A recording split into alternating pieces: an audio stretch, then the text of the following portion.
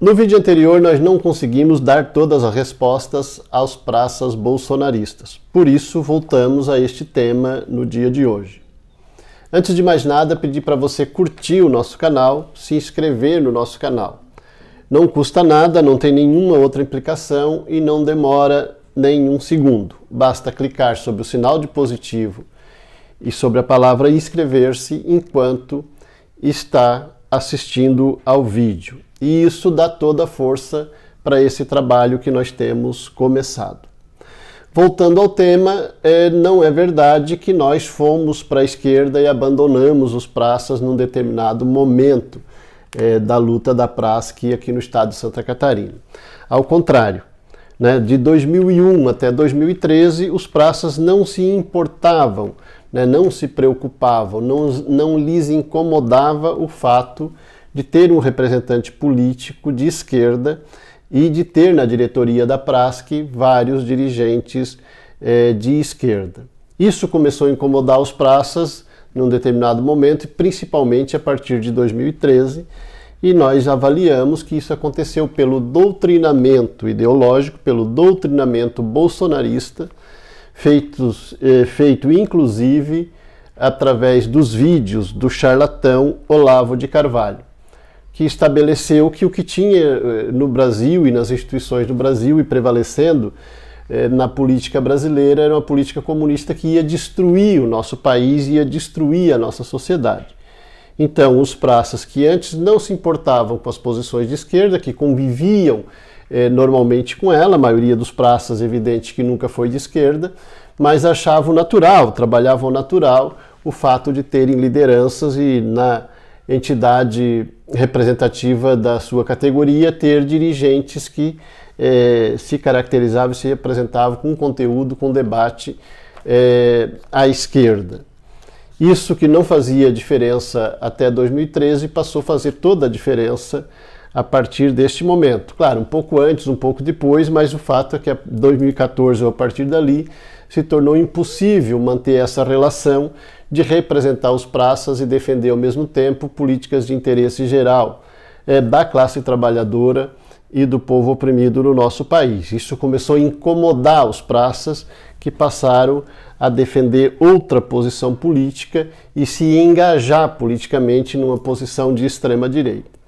Então esse é o fato e isso que precisa ser estabelecido.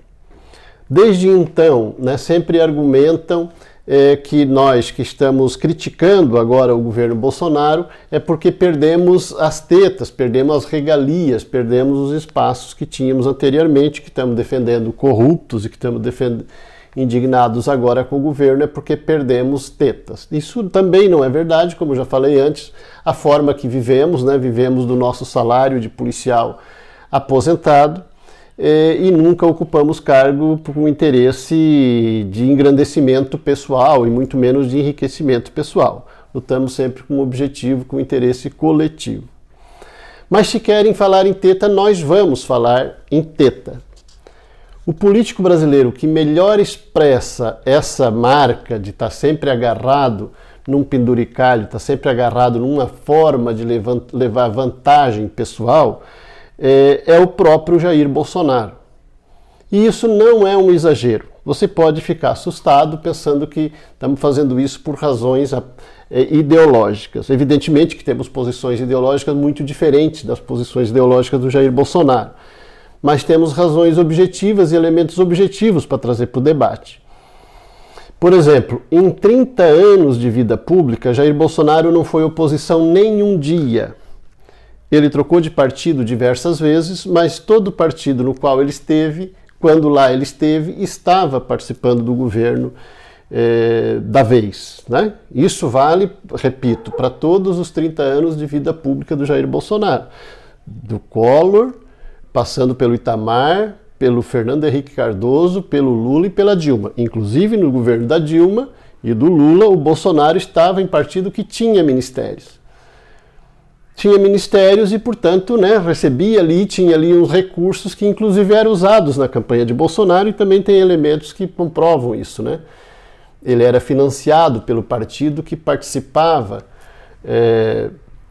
da política e da distribuição dos recursos, né, da forma como tem sido feito no Brasil, né, nas últimas décadas. Bolsonaro sempre participou disso, sempre foi parte do baixo clero, né? Ele agora está voltando para casa, inclusive, se reencontrando com o Centrão, né? Bolsonaro é originário desse movimento, Bolsonaro é o Centrão, Bolsonaro era do Centrão. No entanto, de 2013, 2014, com aquela onda de tudo diferente, Bolsonaro embarcou naquela onda e curtiu fazer o personagem, ou a personagem, né, de pessoa que estava ali para representar os interesses mais elevados da sociedade brasileira, para combater a velha política, para combater a corrupção. E muita gente acreditou, mas esse era só um personagem. Jair Bolsonaro era parte do baixo clero, era parte do Centrão. Repito, ele trocou de partidos diversas vezes, mas nunca, nem por coincidência, ele conseguiu ser de um partido de oposição ao governo. Em 30 anos, isso que teve, diversos partidos tiveram no governo ao longo desse período. Bolsonaro, portanto, agora está de volta naquilo que sempre foi, está fazendo troca de favores com o Centrão, entregando diversos cargos, inclusive de espaços onde circulam muito dinheiro, né, para os seus velhos amigos Valdemar da Costa Neto e Roberto Jefferson. Eles pessoalmente não, até porque saíram da cadeia recentemente, né, mas o partido deles, são eles que estão negociando pessoalmente com Bolsonaro esses quadros. Então quem não quer ver, não vê, e fica dizendo que a gente está criticando o Bolsonaro, mas pelo menos é porque a gente defende a corrupção, né, que tem uns problemas que não deixam o Bolsonaro governar, mas que pelo menos agora não tem corrupção no Brasil, né? Qual foi a parte do Laranjal que você não entendeu? Ou a parte da chocolataria que você não entendeu? Ou do envolvimento com milícias que você não entendeu? Envolvimento com milícia é crime, né? Então, o discurso do combate à corrupção, da nova política, da nova forma de fazer política, isso era apenas um argumento, né? Um discurso demagógico para ganhar voto e para ganhar apoio. E ganhou, infelizmente, né, o apoio da maioria da população, o voto da maioria da população. Entre os policiais e bombeiros militares foi massivo, né? A imensa maioria, né, não a totalidade, é claro, mas a imensa maioria votou no Bolsonaro e fez campanha engajada para o Bolsonaro, construiu a candidatura do Jair Bolsonaro, né? Os acontecimentos da última semana, ou desta semana precisamente, são bastante importantes porque mostram que as instituições estão botando ordem na casa, né, de novo. E tudo leva a crer, evidentemente, né, que o Exército Brasileiro está junto neste processo e dá respaldo, né, a que prevaleça a legislação, que prevaleça a Constituição, que prevaleça o Estado estabelecido no Brasil desde a Constituição de 1988.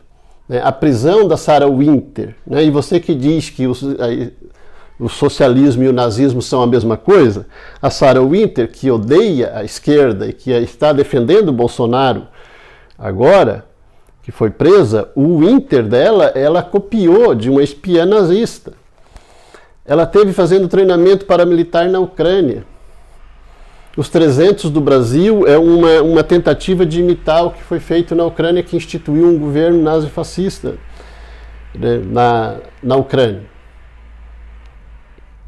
Então, a prisão da Sarah Winter, a prisão de outras pessoas que atiraram fogos e verbalizaram ameaças, inclusive de morte, contra autoridades, a investigação, instauração de inquérito contra personalidades das mídias virtuais, né, das redes sociais, por suas práticas ilícitas, né, de calúnia e difamação, porque liberdade de expressão é uma coisa, e a outra coisa é caluniar e ameaçar as pessoas que pensam diferente. Então, esse freio de arrumação que foi puxado pelas instituições nessa semana, e tudo leva a crer que o Exército está junto, dá aval para para essa nova postura, mostra que o exército brasileiro não vai dar golpe para defender o Bolsonaro, né? No entanto, essa não é também uma excelente notícia por si só e não é, né, uma extraordinário motivo de festas, porque significa também que tem um novo arranjo, um novo acordo entre as classes dominantes no nosso país. O bloco de poder dominante, formado pelos monopólios econômicos, pelos monopólios empresariais, pelo latifúndio, que vai desde o grileiro que mata índio e poceiro pobre, até o agronegócio. O imperialismo, né, muito concretizado no capital financeiro, que predomina e forma esse bloco de poder dominante junto com os outros setores de monopólios da economia, monopólio latifúndio da economia instalada no Brasil, que faz com que as instituições tomem essa nova postura, porque interessa para esse bloco de poder dominante continuar com a política econômica estabelecida já desde o governo Temer e continuada pelo Paulo Guedes. E aí, esse novo acordo, esse novo pacto que estabeleceram, não é um pacto que interessa a maioria do povo brasileiro. É o pacto que vai manter congelado os salários ou até estabelecer a redução do salário. É o pacto que vai manter, né, o suplício da peregrinação atrás dos direitos previdenciários, inclusive a perda de direito previdenciário de muitos setores da sociedade, ou da maioria da classe trabalhadora, inclusive nossa, dos praças da reserva, que vai continuar privatizando todas as empresas públicas importantes, que vai manter esse nível de desemprego lá em cima. Então esse é o pacto que foi estabelecido, né, que está estabelecido desde o golpe de 2016 e que foi renovado agora, né, e que as arremetidas do bolsonarismo contra as instituições, contra o Maia, contra o Congresso, né, contra o Supremo, elas atrapalham esses negócios, né? Elas tinham atrapalhado esses negócios, embora o Paulo Guedes seja defensor dessa política. Porque só mesmo os lunáticos seguidores do charlatão Olavo de Carvalho, os terraplanistas, podem imaginar, né, que o Maia, o Alcolumbre, que aliás foram apoiados pelo bolsonarismo para serem o presidente da Câmara e do Senado, e os 11 ministros do Supremo, sem exceção, só o terraplanismo mais lunático pode imaginar que essas figuras da política brasileira possam representar alguma ameaça para os interesses econômicos dos monopólios do latifúndio e do imperialismo. Eles não são ameaça alguma, eles são parte desse bloco, eles são agentes desses interesses econômicos desses setores, né? Então, estes setores não vão apoiar um golpe contra o Congresso do Maia e do Alcolumbre ou contra o Supremo Tribunal Federal daqueles 11 ministros, né? Porque eles são aliados, eles se complementam, né? A rigor, e isso é o debate importante nesse momento, o bolsonarismo está ficando isolado. Apesar do apoio que ainda tem na base da sociedade, o bolsonarismo está ficando isolado. E talvez por isso, né, está ficando também mais radical e ameaçando mais, né? Nesta conjuntura, fazendo mais ameaças, né? Nós entendemos, né, que é necessário, e isso já temos debatido em diversos vídeos, né, que é necessário que haja uma reorganização das forças populares para estabelecer efetivamente a soberania popular e a soberania nacional no nosso país, para elaborar um projeto de interesse das classes trabalhadoras, dos setores oprimidos da sociedade. E que nós, praças, temos que nos comportar como integrantes dessa classe trabalhadora, integrantes das bases do povo brasileiro. Muitos já saíram, mas outros ainda estão nesse bolsonarismo radical de tentar, né, acompanhar Bolsonaro na destruição do Brasil. Quem ainda não o fez, sempre é tempo de fazer, né? De parar, de refletir, de fazer meia volta para reencontrar o caminho que a gente possa junto, né? Construir um Brasil conforme as necessidades da maioria do povo brasileiro e não conforme ideias, né, mirabolantes e incabíveis em qualquer sociedade e mais ainda na sociedade brasileira. Era esse o vídeo de hoje. A gente pede para você difundir, se inscrever no nosso canal e curtir as nossas publicações. Um grande abraço.